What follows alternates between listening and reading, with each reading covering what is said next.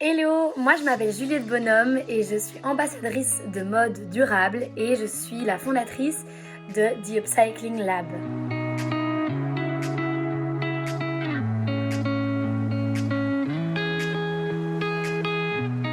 Donc mon projet The Upcycling Lab a pour but de sensibiliser les particuliers et les entreprises à l'upcycling. Donc l'idée c'est de refaire du nouveau avec du vieux, de revaloriser des vêtements invendus, abîmés ou oubliés. Et donc pour ça je donne des workshops à Bruxelles dans mon atelier et tous les niveaux sont les bienvenus et j'aide des marques à revaloriser des stocks d'invendus. J'anime aussi des ateliers en magasin pour certaines marques qui ont envie de sensibiliser leurs clients et de leur permettre de customiser leurs vêtements avec des chutes. Et à côté de ça, je suis aussi très active dans la sensibilisation sur Instagram autour de la mode durable et je participe à pas mal d'événements pour tout simplement raconter mon expérience.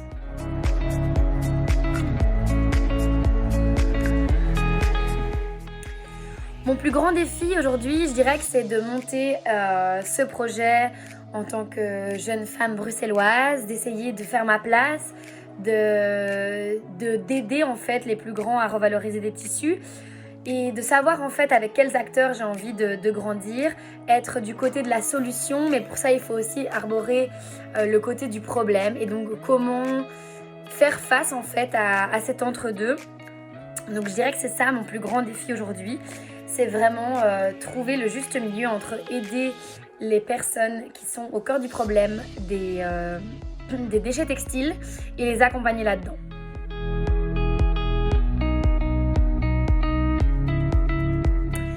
Donc mon petit ou grand geste au quotidien, mais il y en a plusieurs je pense. Déjà j'utilise mon vélo électrique pour me déplacer ou les transports en commun.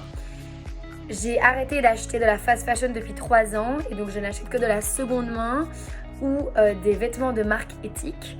Pareil pour la décoration, je me base vraiment sur des brocantes, des braderies, là où je peux chiner des meubles ou alors de nouveau des marques de décoration éthique ou de location aussi de décoration. Et tout simplement, j'essaye au quotidien avoir des gestes généraux comme faire attention aux produits de saison. Je ne mange plus de viande depuis 3-4 ans maintenant.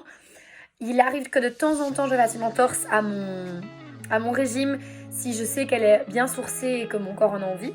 Mais voilà. Et au terme de cosmétiques, j'essaye un max donc d'être dans des cosmétiques durables, naturels, non testés sur les animaux évidemment.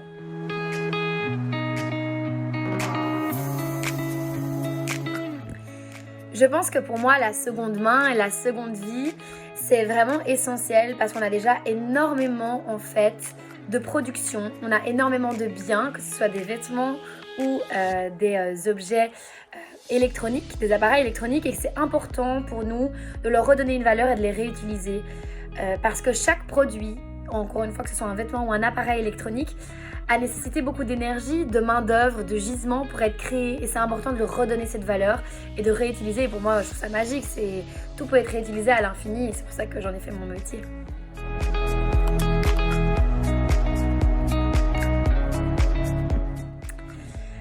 Alors le futur, dans 10-20 ans, je l'imagine un peu comme le passé en fait. Je l'imagine avec beaucoup d'objets de seconde main, avec un retour à l'essentiel, beaucoup de gens avec des potagers, des plus petites consommations, avec plus de bouteilles en verre, de cosmétiques solides. Un monde où en fait le savoir-faire serait remis au centre de nos valeurs et de nos préoccupations. Donc c'est pour ça un peu que je parle de retour de passé, parce que tout ce qui est manuel comme la couture, la cuisine, les travaux manuels en fait, l'ébénisterie, etc.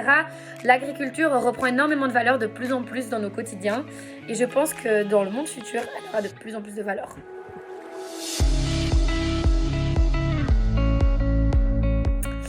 Une anecdote rigolote, je suis une ancienne fast fashion addict. Mes moments préférés dans l'année c'était les soldes, mes endroits préférés c'était H&M et Zara. Donc j'étais la pire des pires confession d'une accro au shopping, c'était moi. Donc voilà pour l'anecdote rigolote.